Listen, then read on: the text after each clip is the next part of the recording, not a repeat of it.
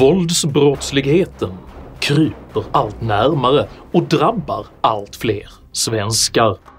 När skottlossning utbröt i en uppburen kulturprofils trapphus blev de mediala reaktionerna därför både starka och talande. Hur skildras Sveriges våldsutveckling i offentligheten? Hur hanteras upplevelser som motsäger etablerade övertygelser? Och vad händer med ett samhälle som prioriterar det som låter bra framför att beskriva hur saker faktiskt är? Dessa frågor tar jag upp i veckans video om svenskt självbedrägeri. Självbedrägeri och vanföreställningar bekämpas bäst med utbildning, och jag vill därför uppmana dig som tittar att se min intervju med Liberalernas partiledare Johan Persson i avsnittet om 100% disciplin i skolan. Avsnittet finns länkat i videons beskrivning. Och på tal om utbildningsarbete så hjälper du mig att kunna fortsätta göra dessa pedagogiska videos om du stöttar mig via något av betalningsalternativen här nedanför. Det är nämligen endast tack vare era frivilliga donationer som denna kanal är fortsatt möjlig, så ett stort tack till alla er som bidrar. Idag talar jag om kriminalitet, konflikter och kognitiv dissonans. Häng med!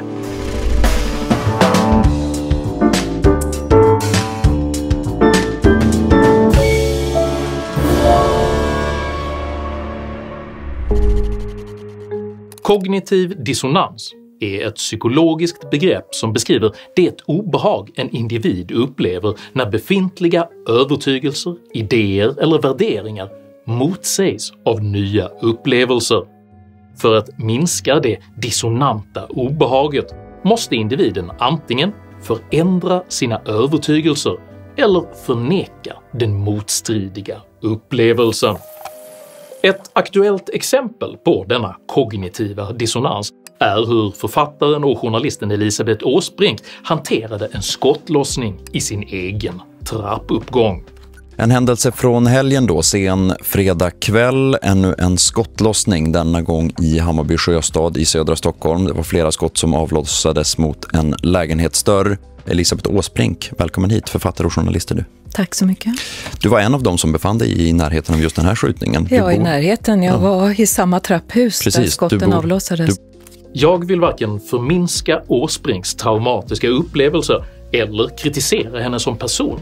Men i egenskap av uppburen kulturprofil skildras hennes upplevelse i Sveriges största medier. Och detta med en både unik och talande dramaturgi. I Sveriges Radio P1 uttryckte Åsbrink närmast bestört förvåning över att även hennes eget trapphus, med fina grannar som varken är fattiga eller rika, överhuvudtaget kunde drabbas av våldet. Det är ett stillsamt hus.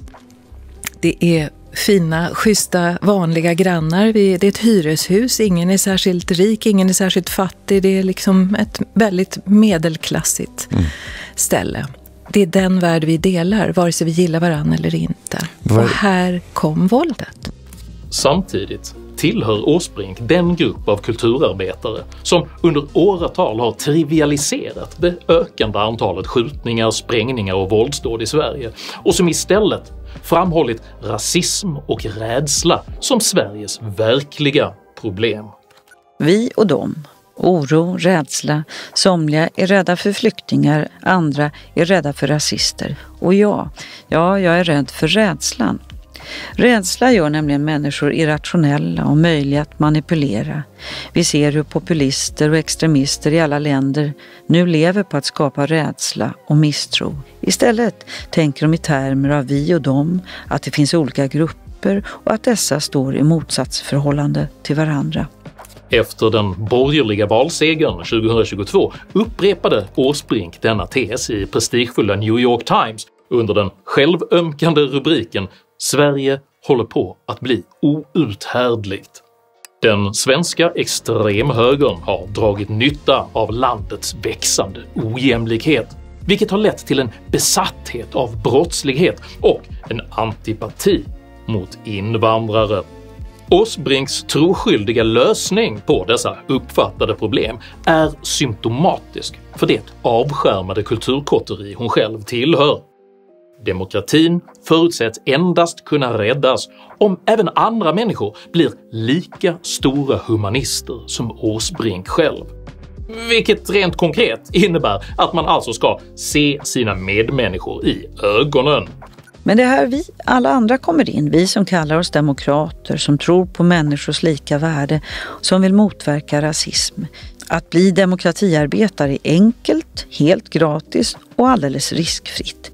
Se varandra i ögonen, småprata, säg hej. Möt blicken hos den du passerar på trottoaren, så upprätthåller vi ett öppet samhälle. Åsbrinks självförhärligande föreställning om blickars demokratibärande betydelse illustrerar oavsiktligt hur avskuren hennes sociala stratosfär faktiskt är ifrån verkligheten. Eftersom alla med den minsta erfarenhet av gatans logik vet att just opåkallade blickar tenderar att uppfattas som konfrontativ provokation.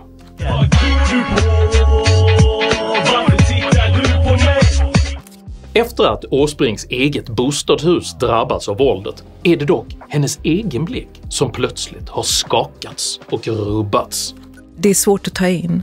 Och vad som har hänt efter det är ju att hela blicken på trapphuset, på kvarteret, på området har skakats, har rubbats. Plötsligt är det inte längre bara bristen på humanistiska blickar som hotar demokratin, utan även upplevelsen av förlorad trygghet. Du har blivit förändrad i grunden av det här. Inget är sig likt, säger du. Är det verkligen så? Ja, jag tror att det är vad som händer när man kommer i närheten av våld och dödshotande, livshotande våld. Ja, någonting rubbas, någonting tas ifrån en. När tryggheten som ska finnas i det allra mest vardagliga, när den tryggheten försvinner, påverkas hela samhället på ett sätt som faktiskt, vågar jag påstå, även om det är stora bombastiska ord, hotar demokratin. För att försvara den solidariska verklighetsuppfattning som Åsbrink investerat sitt kulturella kapital i överför hon sedan ansvaret för sin dissonanta otrygghetsupplevelse till en påstått otillräcklig omfördelningspolitik. Hur många skottlossningar har det inte varit? Hur många sprängningar? Det var en sprängning i natt, tror jag, i Göteborg. Och en i Malmö också dessutom. Ja, det är en ohygglig otrygghet som sprider sig för tusentals människor, och smärta och sorg. Och ja, då blir vi lätta offer för de som har enkla lösningar. Vad kan samhället göra för att det här inte ska ske? För att vi inte ska bli lätta mål för de som kommer med de här enkla lösningarna? Ett sätt att göra det är ju, förutom de här vanliga satsningarna, skola, utbildning, allt det här som handlar om den sociala och ekonomiska välfärden. Det handlar ju också om att motverka stora ekonomiska och sociala orättvisor. Åsbrinks halvhjärtade försök att åter göra Sveriges våldskriminalitet till en fråga om socioekonomiska faktorer är intressant. Dels för att denna reduktionistiska förklaringsmodell är uttjänt, men också för att den under decennier varit just den allenarådande enkla lösning som hon själv säger sig vilja motverka. Socioekonomiska faktorer. Socioekonomiska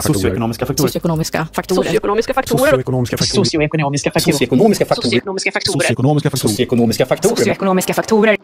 Denna typ av försvarsreaktioner tydliggör den kognitiva dissonans som drabbar Sveriges dygdsignalerande klasser när de konfronteras med en verklighet som de varken vill kännas vid eller ens förmår tolka. Denna chockerade tunghäfta beskrevs med oavsiktligt klarspråk av Åsbrink själv när hon på Dagens Nyheters kultursida desperat frågade sig: vad försöker jag säga? Och hur kan jag säga det utan att låta som ett slitet valmanifest eller mörkblått partiprogram. Denna formulering är både anmärkningsvärd och talande och röjer Åsbrinks inre kamp för att undvika att behöva ompröva sina övertygelser, även när våldet bokstavligt talat står i förstund. Och vi inser att någonting har hänt, så jag ser denna dörr och ser hylsorna och känner krutlukten. Alltså jag blev chockad. Åsbrink tillhör en klass människor som under decennier har trivialiserat, relativiserat och ibland direkt förnekat Sveriges våldsutveckling. Istället har dessa individer aktivt bidragit till att försvåra en verklig diskussion om detta samhällsproblem genom att konsekvent beskriva våldet som ett rasistiskt, populistiskt och extremistiskt hjärnspöke. Det finns något som förenar rasister, populister, terrorister och extremister. De vill alla skilja den ena från den andra. De avskyr medmänsklighet, de avskyr tolerans, de hatar tillit. Alltså kan vi göra motstånd genom att upprätthålla just det. Medmänsklighet, tolerans, tillit. Och jag är rädd för rädslan. Rädsla gör nämligen människor irrationella och möjliga att manipulera. Vi ser hur populister och extremister i alla länder nu lever på att skapa rädsla och misstro. När Åsbrink så plötsligt konfronteras med verklighetens våld saknar hon därför ord för att ens kunna beskriva det i vänsterideologiskt acceptabla termer. Detta behov av att prioritera beskrivningar av verkligheten som låter bra framför konsekvensneutrala redogörelser av hur verkligheten faktiskt ser ut är kännetecknande för de svenska idealisternas nu tilltagande kognitiva dissonans.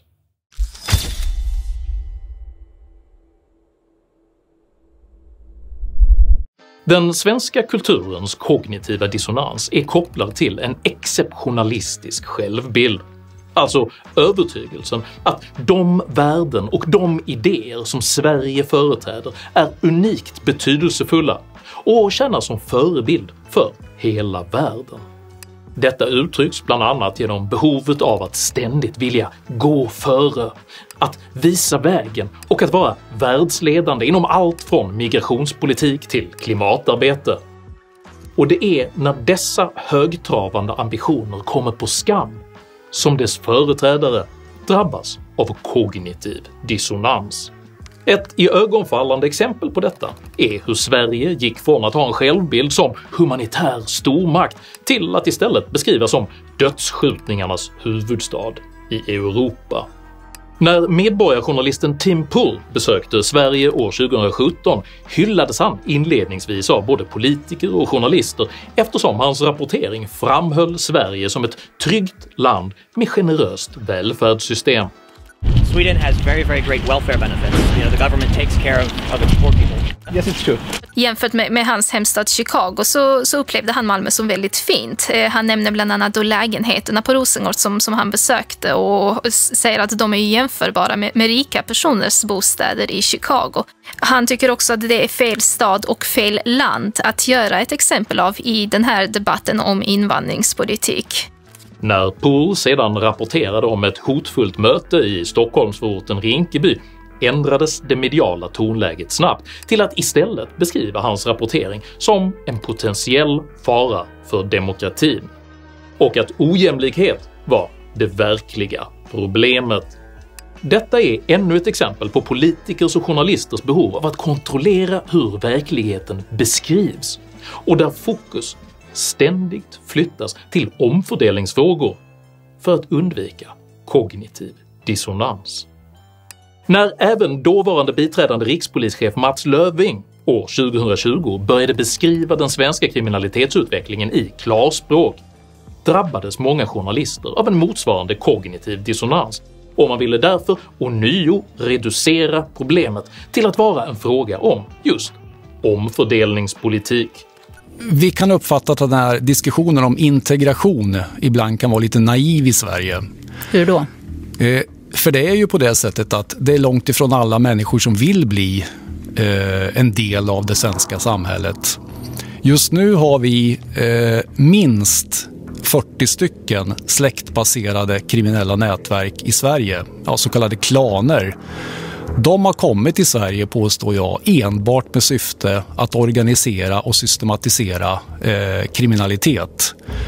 De arbetar med att skapa makt, de har stor våldskapacitet, de vill tjäna pengar. Och det gör man på narkotikabrott, våldsbrott, utpressning. Man tar sig in i näringslivet. Det finns också exempel på att man tar sig in i det politiska livet och vill ha en roll att spela i den offentliga, riktiga styrningen av en kommun eller till och med av Sverige. Vet du, det här låter ju väldigt kontroversiellt, för du säger att du påstår att du vet att det är så här. Men många skulle säkert säga att det är sociala omständigheter, fattigdom, boendeförhållanden, dålig skolgång och allt sånt där. Att det är det som förklarar att man hamnar i brottslighet. Men du säger att de kommer hit med en plan. Hur vet du det? Därför att det är den underrättelsebild vi har. Dessa starka reaktioner följdes, precis som i Åsbrinks fall, av ett mycket intensivt journalistiskt arbete för att beskriva problemen på ett sätt som minskar den kognitiva dissonansen. Ditt uttalande här om klanerna har skapat en väldig debatt om etnicitet och brott. Var det du ville? Och just när du talar om klanerna så blev det ju en debatt i riksdagen i veckan här om etnicitet och brott. Var det du ville få fram, den debatten? Men du talade om släktbaserade kriminella nätverk eller klaner. Och just begreppet kriminella klaner är laddat och det kan kanske också vara lite svårt att förstå. Och vad skiljer det här ifrån maffian till exempel, som jag tror fler känner till? Så jag går liksom inte igång riktigt på de här namn- och definitionsfrågorna, eftersom det helt enkelt inte spelar någon roll för våra poliser längst ut eller för medborgarna längst ut. Så det spelar ingen roll om man säger släktbaserade nätverk eller klaner eller maffia? Ni menar... Fast alltså, du hör vad jag säger nu. Ja. Det vi inriktar oss på, det är kriminella människor som använder familjen och släkten som en plattform för att begå brott. Det räcker för mig. Är det då någon som tycker att vi behöver definiera och namnge det här på ytterligare sätt eller så? Det är helt okej, men jag kommer inte fokusera på det eftersom det inte genererar tillräckligt med konkret medborgarnytta. Problem försvinner dock inte bara för att man beskriver dem på ett mindre obehagligt sätt.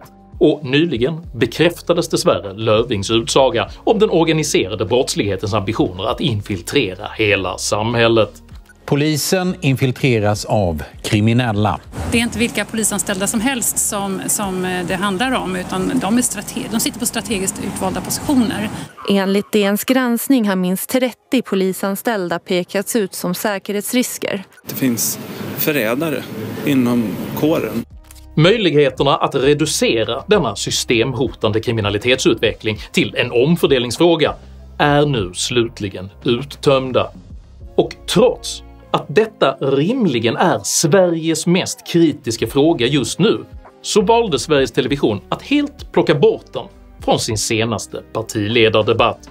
Istället valde public service att helt fokusera på vänsterblockets frågor om vård, skola och klimat, vilka programledarna dessutom konsekvent styrde in på just omfördelningsfrågor.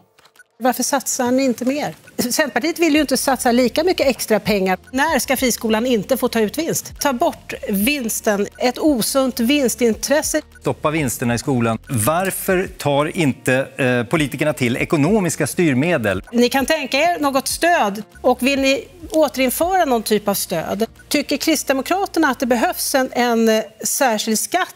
När klimatet debatterades så fick Centerpartiets partiledare Muharrem Demirok oemotsagd lovsjunga den storstatliga satsning på grönt stål som redan kostat medborgarna miljardbelopp, trots att det bevisligen saknas energi för att projektet ska kunna genomföras. Nästa stål, gröna stål, det ska tillverkas i Sverige och säljas till hela världen. Vi kommer att bada i guld när vi gör den här klimatomställningen. På liknande sätt lät man Miljöpartiets språkrör Daniel Heldén oemotsagd fundera högt om politisk jämställdhetsreglering av företagsanställda. Vad säger Daniel Heldén? Vad har Miljöpartiet för nya förslag för att öka jämställdheten? Vi behöver också se till att vi har en kvotering på höga poster i företag.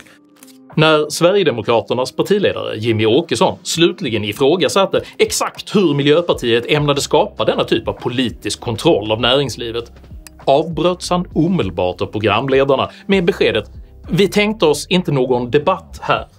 Det är ett sätt att fördela det här på ett bättre sätt. Hur ska du se till det? Ska politiken bestämma vad folk ska jobba med?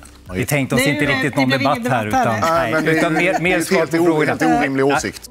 Den gemensamma nämnaren för hur dessa frågor diskuteras är att de bygger på storskalig omfördelningspolitik och att deras exceptionalistiska målbilder om kvoterade jämlikhetsideal och guldbad inte ifrågasätts.